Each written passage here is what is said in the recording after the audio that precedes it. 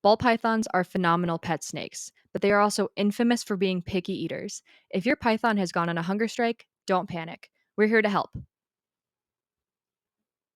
Hi, Zen friends, it's Maddie, and today I'm going to share some tried and true tips to help get your picky ball python eating again. First things first, make sure your husbandry and setup is on point. Ball pythons can become very overwhelmed in bare enclosures or glass enclosures where they feel very exposed, especially if they are not given adequate hiding places. Make sure that there are lots of areas where your snake can fully escape from sight so they don't feel exposed. You'll also want to make sure that your temperatures are not too hot or cold and your humidity isn't too high or low. These are all very common reasons why a ball python might feel too stressed out to eat. Ball pythons usually prefer a prey item that is about the same width as the thickest part of their body. Too big can be intimidating for them, and too small might not register to them as food. You'll also want to know what they were eating before you got them. Sometimes switching them from live to frozen thawed or pre killed prey can take some patience, but it's worth it to keep your snake safe. Some ball pythons can be picky about the color of the rodent and if the prey is wet or dry, so you can try experimenting with different choices to see what your snake prefers. Ball pythons naturally come out in the evening to hunt, and you are most likely to have success if you're offering food after dark when the lights are low. It is even better if your snake is out and about exploring so you don't have to ambush and stress them out by lifting up or going into their hide. A prey item that is too cold won't smell alive to a ball python, and ball pythons have heat pits on the front of their face to sense warmth from their prey.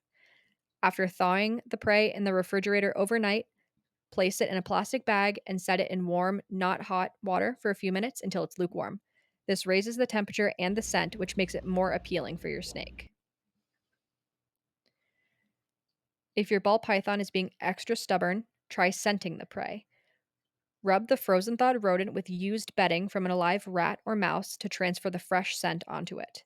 There are also commercial scenting juices that you can purchase to enhance the scent if you don't have access to bedding from any alive rodents.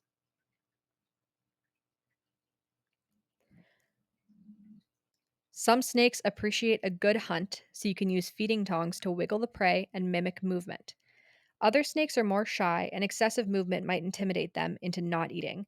Sometimes, shy snakes will eat a rodent that is left in for them overnight. This is called drop feeding. Remember to remove and discard any uneaten prey the next morning. You can experiment with different feeding styles to see what your snake is most interested in.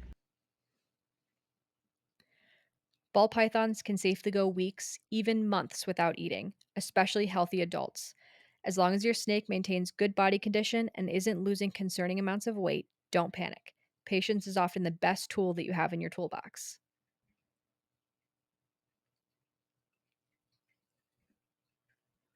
Here's when to see a veterinarian. If your ball python is losing weight rapidly, acting lethargic, or refusing food for several months, it's a good idea to get them checked out by a reptile experienced veterinarian since feeding strikes can be due to underlying health issues. It's also important to note that if you've had your snake for a while and they've developed a sense of normal, that them suddenly going off food is more concerning than if you had a stressful event or you just brought your snake home and they haven't eaten for you yet or they've gone off of food because of stress. I personally have a snake that will go off food every winter for 3 or 4 months and he barely loses any weight and it's totally normal for him. But if one of my other snakes did that, it might be a little bit more concerning. It's good to keep a log for when you offer your snake food and when they eat, so you can develop a sense of how often your snake is eating and how often they are refusing the food.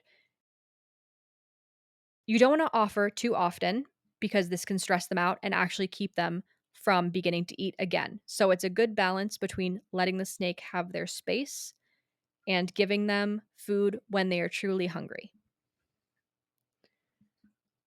When in doubt, if you're worried about your snake going off of food, it never hurts to go in and see a reptile savvy veterinarian just to make sure that their health is okay.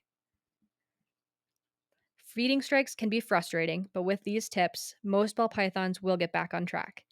Keep your husbandry locked in, try different tricks, and most importantly, be patient. If you found these tips helpful, don't forget to like, subscribe, and share with a fellow snake keeper. If your ball python's ever gone on a feeding strike, share your experience down in the comments below. What helped your snake get back to eating? We would love to know. Check out our other videos and our blogs all about caring for reptiles, and we will see you guys in the next video. Until next time, bye.